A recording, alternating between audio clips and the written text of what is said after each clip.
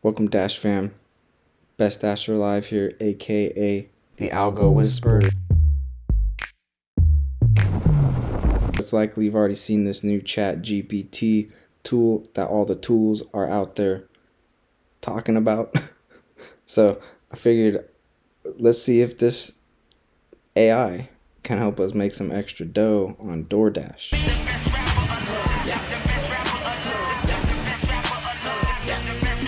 I started to type this out and I was like, wait, this might make an interesting video. But the first question I've got here is, how do I get the DoorDash algorithm to give me the highest dollar amount offers for the lowest amount of miles? Okay, so the first answer that's given right here is not really telling us much. It does say that there is no direct way to influence the algorithm. I think you can, I would argue that a little bit. But it does say there are a few things you can try to increase the chances of receiving high pay offers. I mean, that's closer to what I think is the truth with the algorithm, that you can definitely influence it. Right here it's saying no direct way to influence it. I mean, I think direct or indirect doesn't really matter. You're able to influence the algorithm a bit. And honestly, I feel like the answers that it gave right here are just the answers that DoorDash would want to give you as a dasher, which is just accept all the offers, complete them, make sure everything's filled out, dash when it's busy, all just the standard answers. So let's see if we can get it to give us something more in depth. Which factors does the DoorDash algorithm use to determine which offers it sends to dashers? So the main takeaways that I'm grabbing from what it laid out here is the more proof that you've given to the algorithm that you will complete deliveries without any issues. That's kind of one of the main things that the algorithm looks at for evaluating if it wants to send you bigger, better offers. So right here it's saying dashers that have indicated that they are ready to accept deliveries. And one thing an algorithm would consider as an indication that a dasher is ready to accept deliveries is having already completed a couple of deliveries, having already accepted a couple of deliveries on that dash, and then also past performance. The algorithm may prioritize dashers who have a history of completing deliveries on time and providing good service to customers. So that's the main thing I think it's saying here is, like, have you proven already that you're accepting orders and completing them, and have you proven that in the past, in previous dashes, but also in this current dash. But everything it's saying here is may prioritize, may prioritize, may prioritize, may prioritize, may prioritize. It's not giving us any this is how it works. And so I know a lot of people think right here, for example, dasher location, the algorithm may prioritize dashers who are located closer to the restaurant. That's just not simply the case that the offers go to whoever's closest to the restaurant, because the algorithm is trying to time everything to make everything the most efficient possible.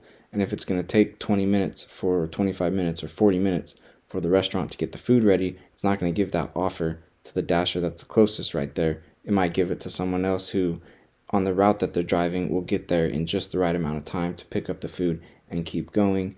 And having a dasher sit and wait there for 15 minutes to grab the order is probably not the most efficient way. So it just doesn't all boil down to whoever's closest to the spot. Do decline options influence the offers a dasher receives? Alright, so here it's saying what I've been saying, which is when you decline an offer, the algorithm may take this into account. For example, if you consistently decline offers that are too far from your location or expected to take a long time to complete, the algorithm may begin to prioritize offers that are closer to your location or that are expected to take a shorter amount of time to complete. And I've showed specific examples of this, of me influencing the algorithm with decline options in several of my ride-along videos, so make sure and check those out to see that in action. Which decline option leads to bigger offers? So again, right here, it's just repeating what I've been talking about in my videos, that it is influential. Declining offers that are too far from your location, it says, is one way to start to influence the algorithm to give you closer offers. That's the distance too far decline option. Declining offers that are expected to take too long to complete, and then declining offers for certain types of orders, such as not being able to deliver alcohol or not having a car, like in my case, e-bike, big pizzas, can't do those. This can help the algorithm match you with offers that are more suitable for you and may lead to bigger offers in the future. So that's what I've been saying throughout my videos is, number one, always be completing a bunch of orders. You have to prove that you're legit. The algorithm constantly needs to be seeing that you're legit and that you're completing deliveries as you do that, use the decline options because they are influential. And if you're doing a lot of door dashing, you can start to get the algorithm to tailor the offers that are more suited to what you're looking for, whether that's bigger, whether that's closer, whether that's quicker, whether that's not wanting to do pizza deliveries, not wanting to go to certain stores like McDonald's. And it keeps giving this at the bottom. It's important to note that the algorithm is constantly evolving. So how has the algorithm evolved recently? It's not giving me an answer to that one. Will DoorDash replace human drivers? DoorDash has experimented with using autonomous vehicles for food delivery in limited pilot programs, but is not currently feasible to scale these efforts to a widespread level. So just not there quite yet, but we all know that's coming.